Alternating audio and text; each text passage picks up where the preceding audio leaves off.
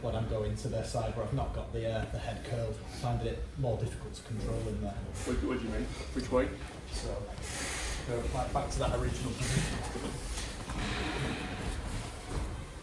Still finding this one trickier, struggling to transition my weight from it being flat to kind of on him without him, because then he's hiding his hand behind my knee. And as much weight as I try to put on. Right. He's coming out. I'm still getting it, but finding that one more challenging. Yeah. That one's Go back. Go back. Yeah. So do what you just did. You do your defence. Right. I want you to iron pillow in the position. Drop your arm back. Roll. Yeah. Roll. Yeah. Cool. Now back to his wrist. If you get here, yeah. If you get here, you can shoulder roll either way. That was what I said to you, Max. And then you roll them back through. Yeah. But the constant threat of getting up on top of them, like the weight-wise, the difference is just huge. And the real skill is just to keep getting up on people. It's only an arm bar because you're having their elbow. If you lose it, you lose it. But if you're getting up, and you shouldn't lose it, but if you're constantly getting up, you're constantly transferring weight through them, and you're practicing a core skill of just getting up, you get more leverage the more you go to get up on somebody. And then when you decide that, oh well, actually that looks like a good position, actually I'm going to have a bite on that. The closer you are to standing, the more opportunity you've got for that. Yes, there becomes a point where, as you stand, you create so much space that the better you are at taking the space away and moving in that compressed, the more you can get towards standing, where you've got the most movement and the most pressure on them, and they're compressed, your weight's actually over them. Something else that I think is important with this is that you look at you put weight onto them at angles. So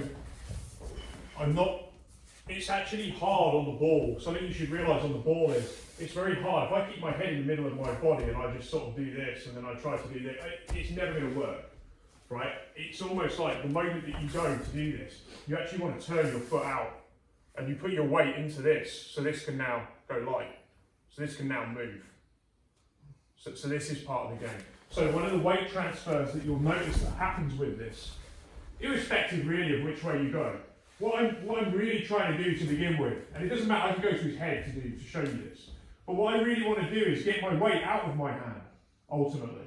I bring it in tight to put it in. Once I get to here, and this goes, like I'm rocking on him now, once my weight's on here, the weight's out of my hand, because see my head's gone over his centre line? Now it's like I can bring this in whenever I want. I can do all sorts, so I've got two arms, unless he knocks me off. If he knocks me off this way, it's pretty bad. Yeah?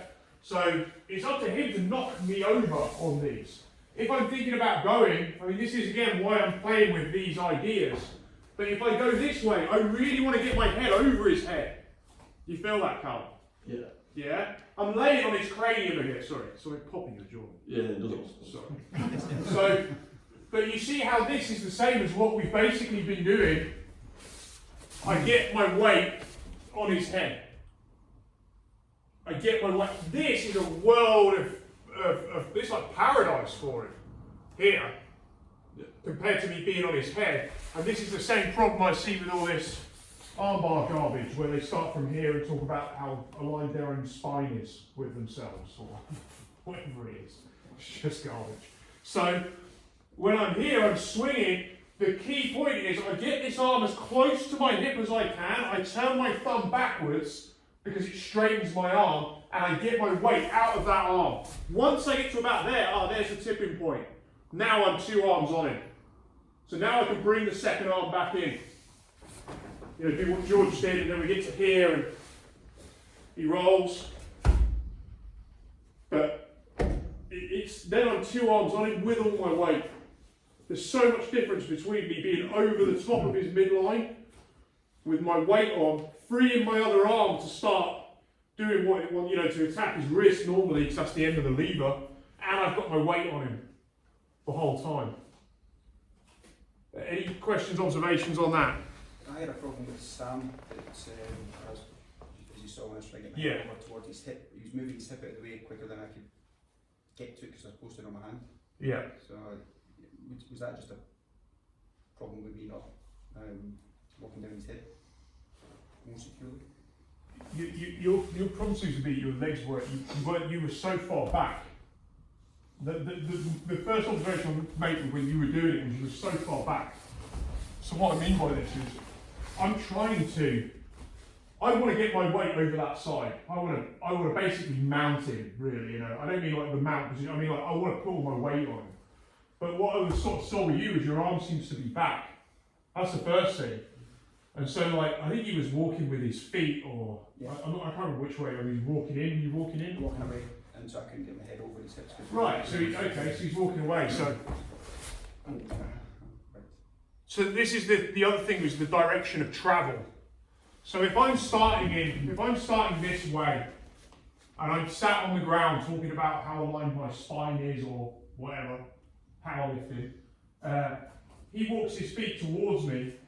What starts to begin to happen if I don't really have good pressure? See, there's so much space here as well. What starts to begin to happen is keep walking. When he gets to here, he actually connects to my hip.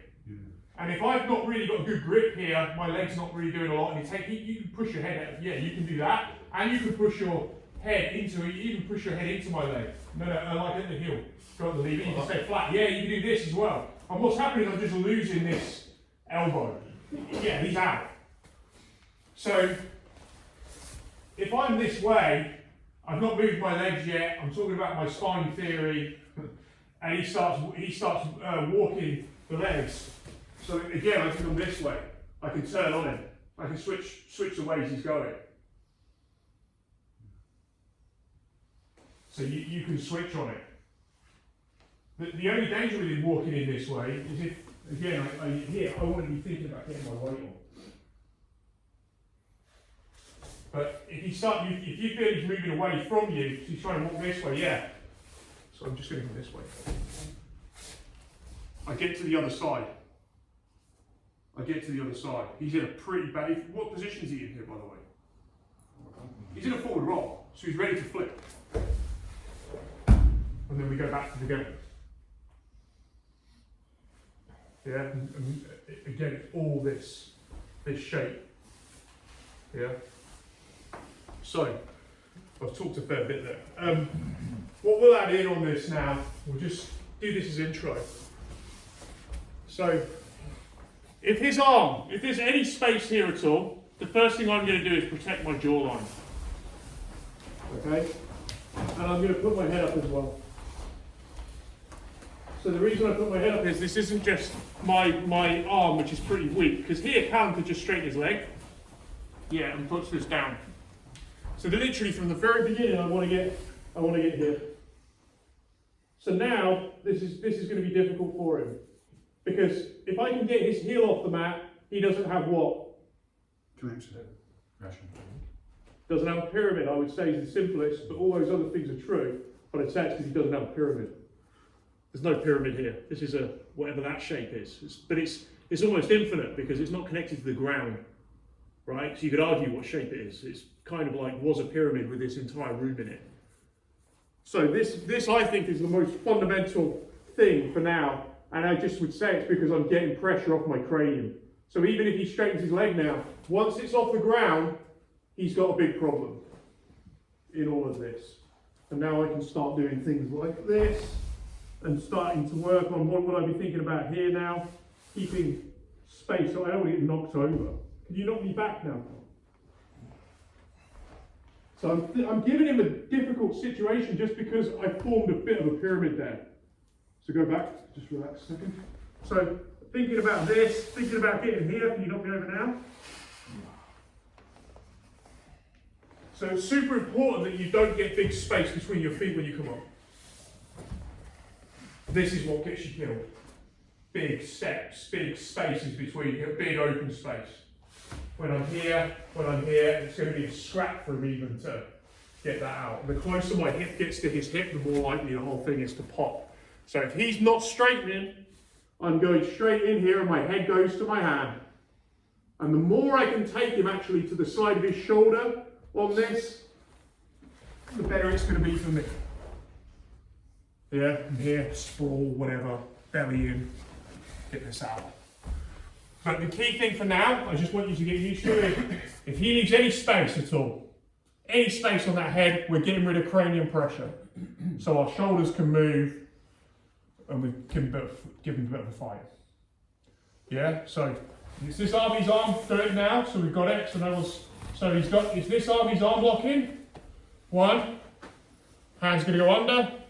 It's basically kind of like a rear naked choke. And look again at what shapes we're sort of forming again. 2 pyramids basically. Close to 2 pyramids as we can get. In actual fact, the more I make this a pyramid, the smaller the spaces that he's on here. I mean, there's going to be some compromise, but the more I can make these into this little reinforced, it's a helix basically. It's this structure, yeah? And then we're going to try and take him up and almost like make him backward roll. Closer you can take that line as you go to sit up, you can take him towards that. His shoulder collapsing, the better. Yeah, let's give it a go. Skinny X. This will be the last thing, so we're coming